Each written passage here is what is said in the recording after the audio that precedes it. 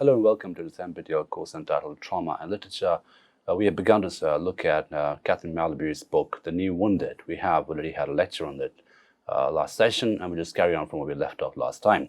So if you remember, we were talking about Malabou, as we we situated her as a very important philosopher, because she's someone who happens to bridge the connection between, let's say, trauma studies and deconstruction, and obviously that's very important for literature, because the entire idea of literature as a textual activity is something which relates to the idea of psychic experiences. Because if you're looking at the psyche as a textual space, then obviously literature becomes a very fertile field to represent that space. So the whole idea of representation becomes important, and Malabou spends a lot of time talking about representation, how the brain can auto-represent itself in certain ways. And we will discuss that in some details in today's session.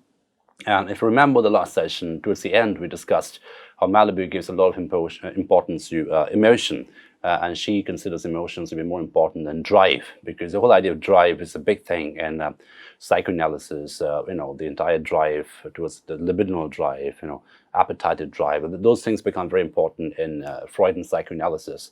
But Malabou seems to make a departure from that, and she talks about the primacy of emotion and how emotions help the system, the subject, to achieve homeostasis, or rather the stability of the self, right? How the self can become a seamless movement, a seamless continuous movement, which is homeostasis, through a process of emotions. So emotions become a way with which the self keeps cleansing itself in a certain sense.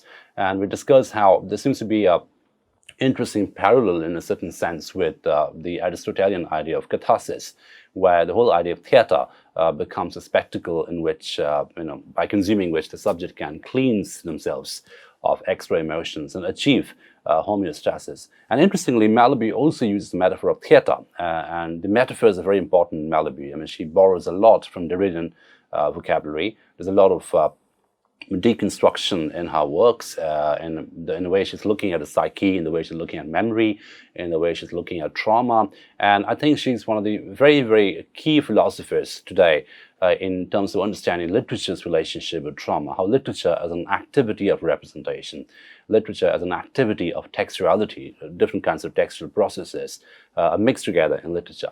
If you consider literature to be that, as a production of textuality, and how that becomes a very interesting form, perhaps a privileged form of representation when it comes to trauma. But before that, we need to understand the idea of trauma, the experience of trauma, the ontology of trauma as such, in a way that Malabou redefines it. So a new wounded, the word new, as we mentioned, is a redefinition and re-ontologization of trauma. So she's re-ontologizing it. So she's taking the traditional classical understanding of trauma, and she's offering a more distributive, more post-structuralist model of understanding trauma, which is why, as I keep mentioning, she could be, and she perhaps should be considered as a philosopher who bridges post-structuralism and trauma studies in very, very interesting ways, so which is what makes her very, very important in terms of understanding literature's location in trauma studies. Because we come into this book of philosophy right after Mrs. Dalloway. Remember, there's a sequence we have in this course. And if you map this onto Mrs. Dalloway in terms of how the experience of Septimus as a feelingless subject, someone who can't feel anymore, someone who cannot emote anymore, the emotionlessness of Septimus, how that becomes an index of how his idea of self, how his sense of self has become compromised. So how instead of a continuous, seamless performance of the self, Septimus experiences constant discontinuities, and this constant discontinuity is something which keeps interrupting his idea of self. So we had talked about how Septimus may be understood medically as well as existentially as an interrupted self. The whole idea of interruption in Septimus is a combination of medical and existential conditions. But the core thing is the emotionlessness of Septimus. He cannot emote anymore. He cannot connect emotionally to what is around him anymore. And that becomes a key figure. That becomes a key index of his disintegration as a subject. Right? So we see that and we come to someone like Malabou, and we see how wonderfully the theory of Malabou can be mapped onto trauma text, trauma fiction like Mrs. Dalloway. So we just move on from where we left off last time, the idea of cerebral auto-affection. How does the brain keep recognizing itself, right? Auto-affection is an act act of self-recognition. So what is it? What is the mechanism in the brain through which the brain keeps recognizing itself as a working subject, as a system, right? So this auto-recognition, the auto-affection, the auto-love, the love for the brain of itself. So it's something narcissistic about it, but what Malabou says that, you know, the brain must be able to recognize itself in a certain sense in order to keep functioning as a brain, right? In order to keep functioning in the system. And again, we can see, I mean, we move on to this in some details now, but right at this point, we can see how this can be interestingly compared to the idea of meta-fiction in literature, the fiction about fiction, the fiction which recognizes itself as fiction, right?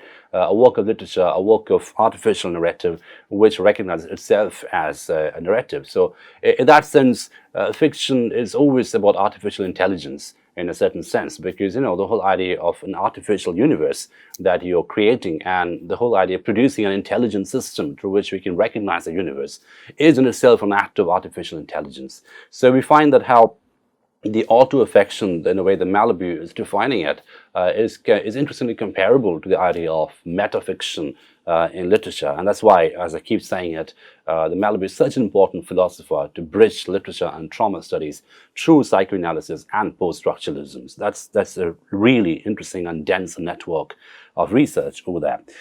So moving on, this is page 41, which should be on your screen, where she talks about the auto-affection of the brain. A question immediately arises: if we define the unconscious as non-conscious activity, don't we land once again in the trap that Freud famously denounced of confusing the unconscious and the non-conscious? So what she's saying over here is the unconscious is not an absence of consciousness. So unconscious and non-conscious are not the same thing at all.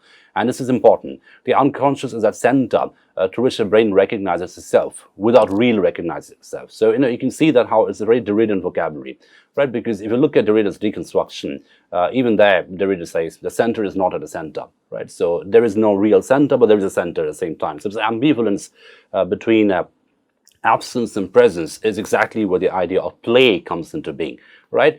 So we can see how, in a sense, what Malabou is saying is a brain is a playful activity in a certain sense. So the unconscious is a playful activity which keeps recognizing itself without really being able to understand itself as one thing. So there is that ambivalence between recognition and lack of understanding, right? That the brain must be aware of itself without really knowing what it is in some sense. So it's not really the same as non-conscious. Non-conscious is absolute absence, right? And that is not the same thing as unconscious. So unconscious contains consciousness in a certain sense without the entire awareness of it. It's a recognition of consciousness without the awareness of it, the entire awareness of it. I mean, it sounds complex, but actually it's a quite simple thing, as we will see. So the very first thing that she talks about is how the unconscious and the non-conscious are dissimilar things. They're not comparable at all. So we should not try to examine the unconscious as a non-conscious activity. That would not work. Right. So there is no doubt that, this is the second paragraph, there is no doubt that if we simply characterize the cerebral unconscious as a non-conscious place from which homeostatic processes are managed, we do indeed risk falling in this trap and adhering to a very insufficient, pre-critical definition of the unconscious. So the unconscious must be examined critically as an ambivalent activity, which is a play between awareness and recognition, right? So it's not really an absolute absence of consciousness, right? So as you can see how she's offering a restructuring, a re-ontologizing of the Freudian understanding of the unconscious. So she's drawing on Freud, but at the same time she's sort of significantly departing from Freud as well and offering a more post-structuralist model of the unconscious. However, this is not the case if you determine the cerebral unconscious as the celebration of effects. That is, as an active and sui generis process of regulation. This is a key thing. Sui generis process of regulation. So a unique process of regulation. So the unconscious must be seen as an activity through which homeostasis is achieved. So homeostasis being the stability of the self as a seamless activity, the self as something which keeps connecting to the different things around itself, right? And this is something which we see as interrupted in Septimus Smith and Mrs. Dalloway. So I'm just offering you a map through which we can read Mrs. Dalloway through someone like Malabou. There's a paper waiting for you if you want to write it. So anyway, the whole idea of the cerebration of effects becomes important. Cerebration, not celebration. Cerebration, C-E-R-E, as you can see. Cerebration of effects. So the whole production of effects, the brain as a cerebral activity of effects, and how that activity is something which keeps regulating and keeps sort of conditioning the homeostasis in certain sense. All the information that the brain offers itself about the internal state of the organism and about the relation between the organism and objects are accompanied by the production of affect. Right? So as you can see how affect becomes a very, very key thing in Malabou's discourse. And that's why Malabou is such an interesting figure also in affect studies. Because, and again, if you take that model and map it into literature, if you look at literature as a production of affect, so if you read a good work of literature, if you read, let's say, a piece of poetry or a very wonderful piece of prose, we are moved by it because literature too is a celebration of affect in a certain sense, right? So that connection is really interesting in some sense. It is impossible to separate information and sensorial modality. Strictly speaking, the brain feels itself informed, right? So again, information and sensorial modality. I mean, you can replace the word sensorial modality with emotion, right? And it will make perfect sense. So information and emotion are deeply and cognitively connected categories, right? So these are not really disconnected or contrasting categories. So we can see how this is a very anti-Cartesian thing in a certain sense, because if you look at the traditional Enlightenment philosophy of Descartes, which talks about how emotion and rationality are very different categories. So if you're rational, you're not emotional. So emotion is seen as more appetitive, more beastly, and of course more womanly and more black. So all these binaries keep flowing in subsequently. But the whole idea of rationality is celebrated as something almost divine. So rationality is what makes man closest to God. Now what we know through neuroscience today, and Malabou will talk about a series of neuroscientists from Joseph Ledoux to Antonio Damasio, is that emotion and rationality are deeply connected categories. And this connection between emotion and rationality is very, very interesting because, the whole idea of sensorial modality. So sensorial modality is emotional activity in a certain sense. So information and emotional activity are deeply connected. In other words, the way we process information is through an emotional activity. So emotions are always there in any engagement with information, strictly speaking. The brain feels itself informed. So again, this whole idea of auto-information, the brain keeps informing itself in a certain sense. That becomes a very interesting idea of the auto-affection of the brain. Now, if you see, she talks about auto-affection, the whole idea of affect. So the brain keeps producing and keeps consuming affect, keeps producing and keeps consuming emotions. And this production and consumption of emotions is exactly what makes the brain, what enables the brain to regulate itself as a mechanism, as a system per se. The auto-representative activity of the brain, ceaselessly mapped out within psychoanalytic, psychosomatic states, thus scrutinizes its own insight, translates into images, and affects itself with its activity, of which we see it is both sender and receiver. So in other words, the brain becomes the producer as well as a consumer of affect, and its constant production and consumption, which are simultaneous activities, production and consumption of affect, is exactly what enables the brain to achieve homeostasis. In other words, to put in very simple terms, the brain must be able to keep producing and keep consuming emotions, keep producing and keep consuming affects in a very complex cognitive way. So emotion and rationality, emotion and information are not really contrasting activities, production and consumption are not really contrasting activities, they are connected activities. And this constant connect between production and consumption, between information and emotion, is exactly what makes the brain, helps the brain to achieve homeostasis, strictly speaking. Right, so the whole idea of brain being the sender and the receiver. The cerebral unconscious then designates less the entirety of non-conscious processes than the auto-affection of the brain itself in its entirety, right? So the brain can emerge as an entire mechanism, as an entire process, only to the process of auto-affection. The auto-affection becomes a very, very key activity for the brain, for the whole idea of the stable brain, in other words. So the emotional brain is an emotional machine in a certain sense. And if you take a look at, let's say, someone like Joseph Ledoux, a very famous neuroscientist who Malabou will quote in a moment, we'll see that. He talks a lot about emotions. He's got a book called Emotional Brain, which is wonderful. We have someone like Antonio Damasio who makes a very, very interesting and strong scientific claim that emotion and cognition are connected activities. In other words, if your emotional ability is compromised in a certain sense, your cognitive ability will also be compromised, because you won't be able to recognize anything around you. You won't be able to connect to anything around you. And you see how that happens in a very spectacular and tragic way in Mrs. Dalloway, where Septimus's emotional ability begins to disappear, and with that, his ability to connect to his environment also begins to disappear, and that these become sort of connected in their disintegration. Okay. So we can see how the homeostatic processes of the birth of the self and the birth of the object relations are bound together from the very beginning as one and the same phenomenon within the brain. So the self comes to mind, as a book by Antonio Damasio, but then this is exactly what Malabou is talking about. The self emerges as a knowledge in the brain to the process of consumption and production of emotion, right? So, and this is the process through which homeostasis is achieved, the homeostatic process. So it's the same phenomenon within the brain. The logic of cerebral autoaffection does not suppose the intervention of a supplementary energy that would have the status of the libido. The division between the self and the object is given before any narcissism and any sexual investment. So again, if you remember the last session, Malabou talks about how emotions, they come before drive, right? So emotions are more important than drive. And the drive is not necessarily an intervention in emotion. Drive is a part of the emotional process. So the emotions are, they predate drive. So in other words, let's say if you take a biological example, for a baby when it's just born and then begins to grow, the emotions that a baby begins to form, that forms the foundation through which a baby can begin to recognize themselves as a subject, as a stable subject. And only after that, we will have drives, narcissistic drives, libidinal drives, appetitive drives.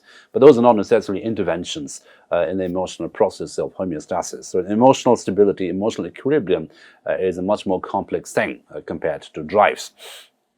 Cerebral autoaffection is a logical sensuality that makes possible the attachment of life to itself, which becomes the basis of all ulterior erotic investments. So, this is the whole idea of cerebral autoaffection, and you can see how there's almost an oxymoronic quality that Malabou is deliberately foregrounding. That is a logical sensuality, right? If you talk about sensuality, it seems to be very different from logic, the way we normally understand it.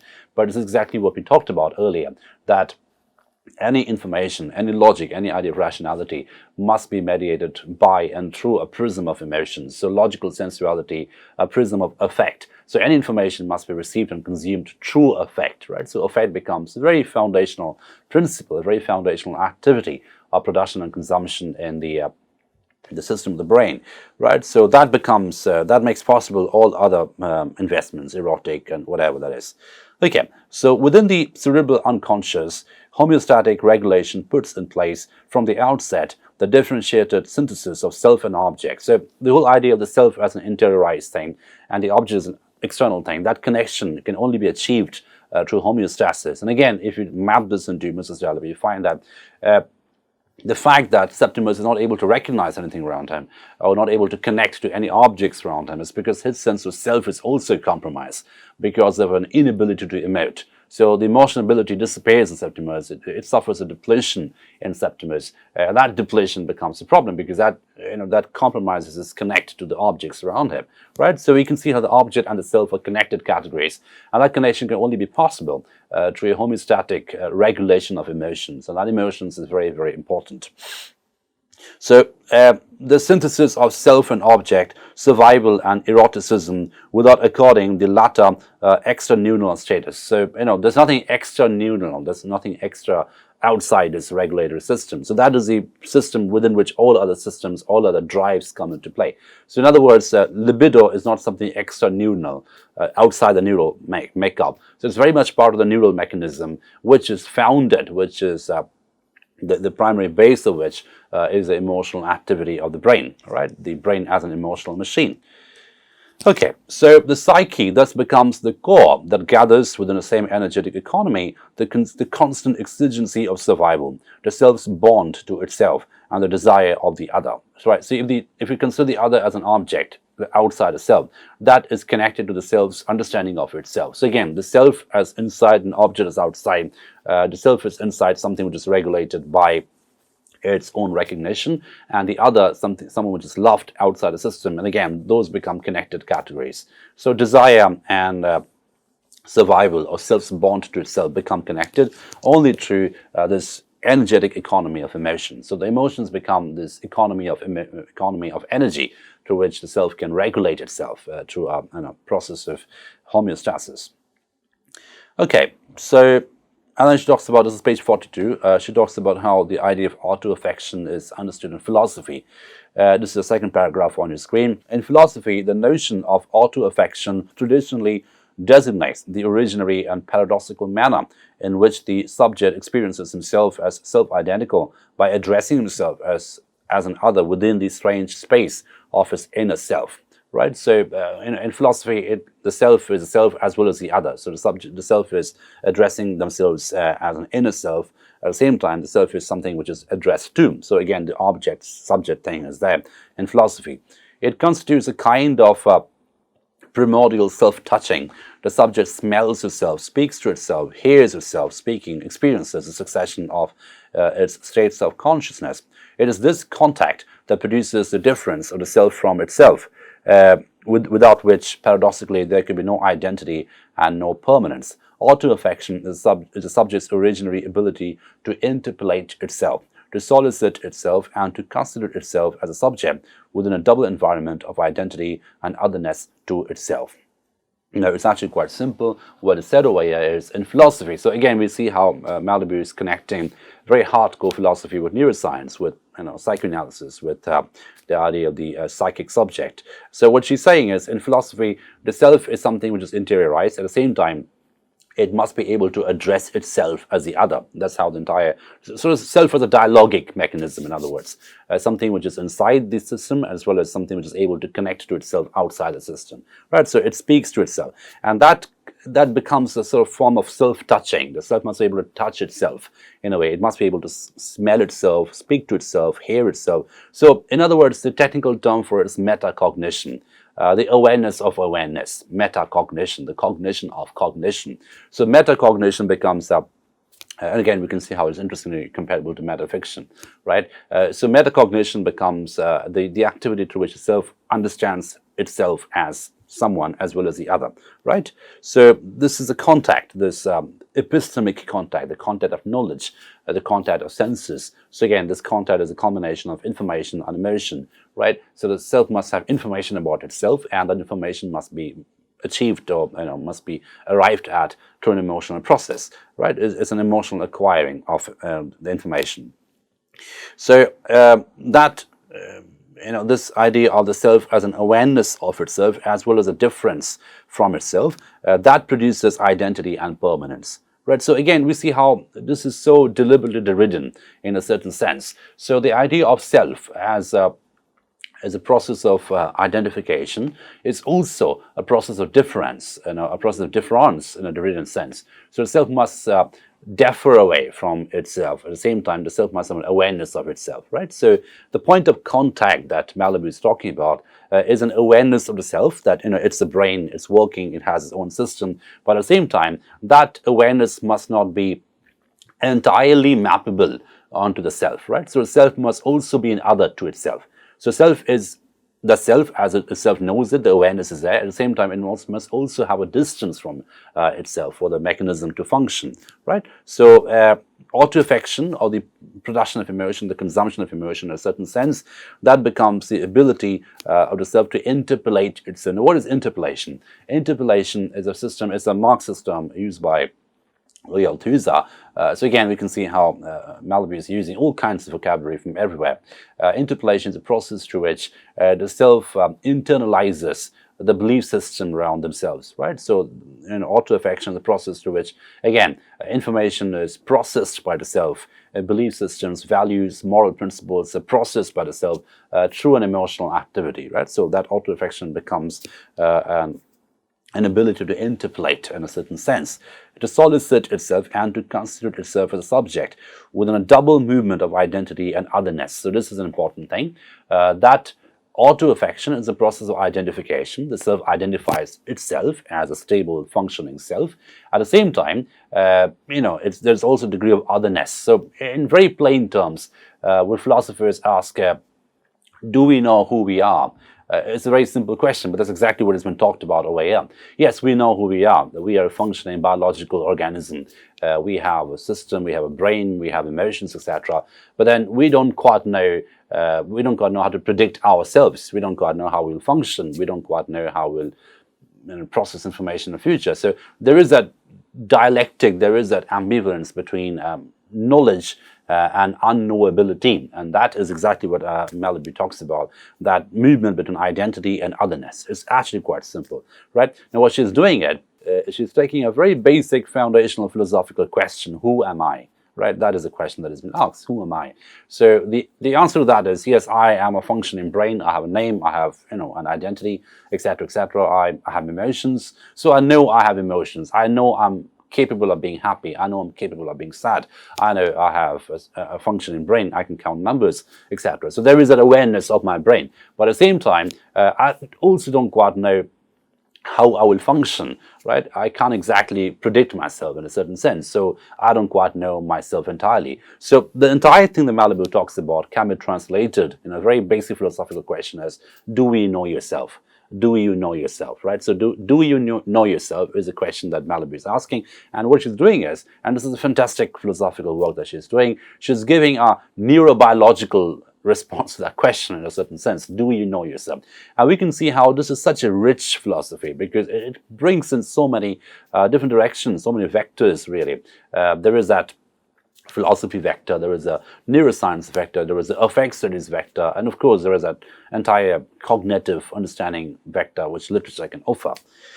Okay, so moving on, she says, to speak of cerebral auto-affection, therefore, is to admit that a brain is capable of looking at itself, touching itself as it constitutes its own image, right? So there is that idea of the brain touching. So there's a tactile quality. I know I am a brain. So this knowledge that I am a brain, this knowledge that I am a mind is a knowledge of touching. So I'm touching myself in a brain. So this knowledge itself is an act of, there's a tactile quality about it in a certain sense. Homeostatic regulation has a specular structure.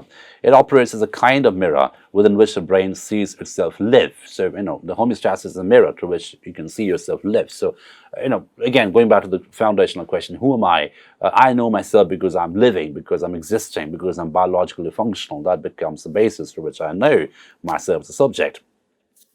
Cerebral auto-affection, which designates the set of homeostatic processes, thus characterizes the brain's capacity to experience the altering character of contact with itself, right? The altering character of contact with itself. So this idea of contact with itself keeps altering all the time, keeps changing, keeps shifting all the time. Emotion plays a fundamental role within the constitution of this cerebral psyche. The brain affects itself, that is, modifies itself within a constant flow of vital regulation. Very, very important sentence. So the whole idea of emotion becomes, the whole idea of the constitution of the psyche is an activity of emotion, is an emotional activity through which the psyche is constantly constituted, right? And the brain affects itself, modifies itself through a constant flow of vital regulation. Now, Joseph Ledoux, who Malabou quotes quite consistently in this book and also elsewhere, he's got a wonderful theory of the synaptic self. And what he says, Joseph Ledoux, in that book, Synaptic Self, and also elsewhere, is that what we are as a self is a synaptic activity. Now, what is a synaptic activity? Synaptic activity is the activity between neurons. Right, so the space between neurons, which have got millions of synapses, which connects two different neurons to other neurons, that nodal structure to which information passes through an electrochemical process. Now, that is a very plastic activity, synaptic plasticity. The more plastic our brain is, the more plastic our synaptic structure is, the more competent are we in terms of understanding and navigating emotions and information, right? And that is something which Malabou refers to here as well. The whole idea of the brain as an ability to alter itself. So auto-regulation, auto-alteration, that's something the brain must be able to do. And the better it does it, the more competent the brain is. So the whole idea of the competent brain, interestingly, is related to the idea of the emotional brain. So the more emotional the brain is, the more the brain has the ability to control emotions, to produce emotions, to consume emotions, to process emotion. The more synaptic, the more plastic it will be in a certain sense. And that plasticity will also enable the brain to alter itself all the time in a way that is very self-regulatory. Okay. The stakes of neurobiological research consists in highlighting, on the basis of the elementary relation of the brain to itself and to the other, the idea of a cerebral identity that is not identical with subjective identity to the precise extent that it constitutes its unconscious. So the last bit is interesting, and Malabou defines it, that this idea of the unconscious is important because the unconscious is that point in the self which regulates all this emotional activity. It's a conscious process. We are aware of it.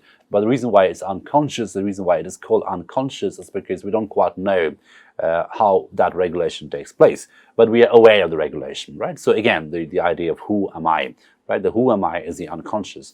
And Malabou responds to that question through a very interesting and rich and flavored neuroscientific range of illusions, right? The idea of the unconscious as an activity which is, which produces self-awareness, but at the same time, it also produces, a deferred understanding of the self. So again, very Derridian. So the self as that center, which is not really at the center. So the unconscious, if you remember Derrida, the center is not at the center. That is what Derrida says. It constantly differs away. It constantly slips away. And a production of slippage is a production of meaning in a certain sense. So the unconscious too is a Derridian framework according to Malabou.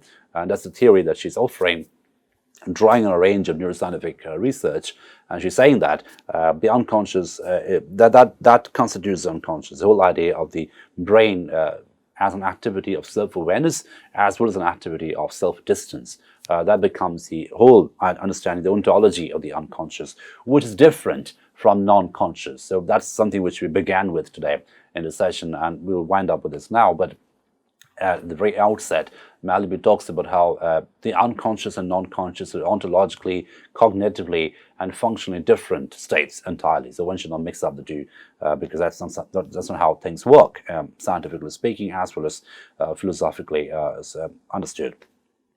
What does this mean? The nature of cerebral auto-affection is different than the auto-affection of the subject as the philosophers have defined it, right? The elementary reflection that constitutes the cerebral psyche as such does not reflect upon itself. It does not redouble its specularity to the point of endowing it with a new form of consciousness. No one can feel his or her own brain, nor can he or she speak of it, hear it speak, not hear himself or herself speak within it. So this is a bit that is the distancing bit. We know we have a brain, we're aware of a brain, we're aware of emotions, but we don't know the brain, how the brain is working. We don't quite understand, we don't quite see the functioning of the brain. We can't control that apparatus. There is a mysterious bit about the brain that we don't know, but at the same time we're aware of a functioning brain. That is the ambivalence. Cerebral auto-affection is necessarily and paradoxically accompanied by a blindness, very, very important. So she talks about auto-touch. She talks about a self-touching itself to the brain. But at the same time, there's also shall we say, an aporia, a blindness, something which we can't cross, something which is impassable in a way. An inability of the subject to feel anything as far as it is concerned, right? So, the whole idea of how the brain functions, the how-ness is something which we don't quite know about the brain, and that is the blindness that Malabou talks about, the epistemic, cognitive, existential blindness. If the subject can touch itself, it is indeed thanks to the brain. The first contact with oneself, constituted by homeostasis, renders such auto-interpellation possible. At the same time, however, the originary solicitation hides itself within a very thing that makes it possible. Within my inner self, my brain never appears. So we can't see the brain in a way we can see our limbs, we can see our selves in a reflection. Like, for example, in a very physical, mundane example, we can stand in front of a mirror and see ourselves as a body, as an anatomy. We can see our eyes, nose, whatever. But we know we have a brain. We have experience of the brain. We experience the brain when we have a headache, when we are having a memory, whatever, but we cannot see it, and we don't quite know how the brain is functioning. And this play between knowledge and mystery is exactly what makes the brain a magnificent machine, according to Malabou. And this double dialectic of the brain, in a sense that it is something which is offering a contact, but at the same time, it is also opaque. It is also it's also a blind thing. It's also producing blindness as such. We are blind to our brain. We cannot see our brain in the proper sense of the term. So that becomes an interesting way to look at auto-affection, right? So in my inner self, the brain never appears. So we don't see the brain in our inner self. The brain absents itself at the very sight of its presence to self. So this is a very elegant line, and it sums up what we have done so far. So the brain absents itself at the very sight of its presence to self. So if the brain is an emotional activity, if the brain is a production and consumption of emotion, it also ensures that the production and consumption is, the subject is aware of it, but it is also an absence, because we can't see the production and consumption in a real sense. We can't see the brain producing and consuming emotion. So there is a knowledge of the brain producing and consuming emotion. We are aware of ourselves as producers and consumers of emotion, but at the same time, the brain also absents itself. And this interesting play between presence and absence is exactly what constitutes the unconscious that Malabou talks about, which is different from the non-conscious. So the brain absents itself at the very sight of its presence to self. It's only accessible by means of a cerebral imagining technology. So only through fMRI or other such scanning technology can we see the brain. So as a self experience in the brain, we can't see the brain. And this blindness of the brain, the blindness to the brain, is very, very significant. And that's exactly what Malabou says, the brain as a play between presence and absence, the brain as a play between production and consumption. And this play, this dialectical condition of the brain is exactly what makes it a magnificent machine, which is something which we can investigate with all kinds of philosophies. The philosophy of neuroscience, neuropsychology, neurobiology, affect studies, all kinds of things can be invested into an understanding of the brain, right? So the brain absents itself at the very sight of its presence to itself. It is only accessible by means of cerebral imagining technology, imaging technology, and there is no possible subjectification of this type of objectification. Like, for instance, if I see an fMRI image of my brain, there's no possible way that I can subjectify it. It's purely an object, right? So that becomes the medical objectification of the brain. And I, as a subject, I cannot sort of subjectify myself to that image, the fMRI image. It's outside of me entirely. In other words, the brain as a mechanism produces awareness, it produces auto-awareness, produces auto-effect. At the same time, it also ensures that the subject is not, it does not see the mechanism of the brain. The brain is not visible as such, right? And that becomes interesting. And then she gives some really humorous example of how this auto-affection works. And we'll conclude with this. As I write these lines, I see myself write them. So, for instance, imagine yourself writing something. You can see yourself writing it. You can see your hand. You can see your fingers typing it on a computer, whatever machine you're using. And you can see, of course, the words which are coming out of that process. I see myself write them. But this vision is only the distantly derived and thoroughly elaborated form of a primary auto-affection, cerebral auto-affection, constant but invisible, which forever keeps me from experiencing the wealth of energy that it contains, and that makes it possible for me to write in the first place. So, cerebral auto-affection is the unconscious of subjectivity. I'll stop here today, but what Malabou is saying is really funny and profound, really profound in a very wonderful sense, that suppose you're writing something, a piece of poem or anything, a story, so you can see yourself writing, like you can see your hand moving, you can see the words coming out of that process, as I mentioned, but you cannot see the brain which is producing it. We cannot sort of experience it in the sense that you know that your brain is working and is thinking and imagining things with which you're writing, but you cannot see the brain, right? You cannot, you have no access to that wealth of energy that the brain contains. And paradoxically, that inaccessibility to the wealth of energy, the inaccessibility to the brain, is exactly what makes it possible for me to write. So this absence of access is also a productive absence in a sense, because that absence of access also produces the whole idea of emotions, the whole idea of the self, the whole idea of the brain as an emotional brain. So we are aware of the brain as a functioning mechanism, but at the same time we have no access to it in terms of how it works. We cannot see it work. And interestingly and paradoxically, because we don't have access to that, because of this absence to access, the brain is able to function. Right? So it is possible for me to write in the first place because I don't know how the brain is making me write. Right? And that paradox is a productive paradox in a certain sense. So cerebral auto-affection is the unconscious of subjectivity. So the unconscious is the unconscious of cerebral auto-affection, and that produces subjectivity. Right? The subject is only a subject because of unconscious cerebral auto-affection. The whole idea of automatic production and consumption of emotions and effects and the regulation of the same. That is the process through which the self achieves homeostasis. The self becomes a subject. That's a process through which subjectivity is produced, but that process is an unconscious process in a certain sense. We are conscious of it, but at the same time, we are not complete. We don't have the knowledge. We don't have the visible knowledge of how it functions. And hence it is unconscious and not non-conscious. So again, look at the Derridan play with words. Non-conscious is a perfect absence. We have no idea, we have no knowledge, no visibility, no access, nothing.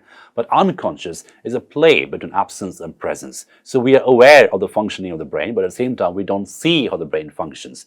I'm aware of what I'm writing. I'm aware that the brain is making me write that I'm thinking, I'm imagining, I'm experiencing myself as a writing subject, as an imagining subject. But at the same time, I'm not able to see the functioning of the brain or in the brain. There's no inner vision of the brain. And that blindness is exactly what makes it possible for me to write in the first place. So it is a very productive blindness in a certain sense, a productive absence. And hence the word unconscious is important over here, and that's chosen and preferred over non-conscious. So let's stop at this point today. I hope you're having a lot of fun reading Malabou with me because, as you can see, she is a really radical and avant-garde philosopher who connects so many different kinds of theories. So there's a lot of research ideas that hopefully will generate for you out of these sessions, because you can go back to any text on trauma studies and map that with the Malabou understanding of brain as a plastic activity, as a synaptic activity, as productive activity, auto-affective activity, which includes destruction as well as production as a plastic process. And that understanding, that post-structuralist understanding of psyche, especially when it comes to trauma, is so relevant in terms of how you can map that. And there's so many different texts, and how you can have a renewed understanding of texts like Mrs. Galloway. You can go back to that and reread that using this theory and produce some original papers out of it. So hopefully that will help you that way as well. So thank you for your attention, and we will continue with Malabou in the subsequent sessions. Thank you.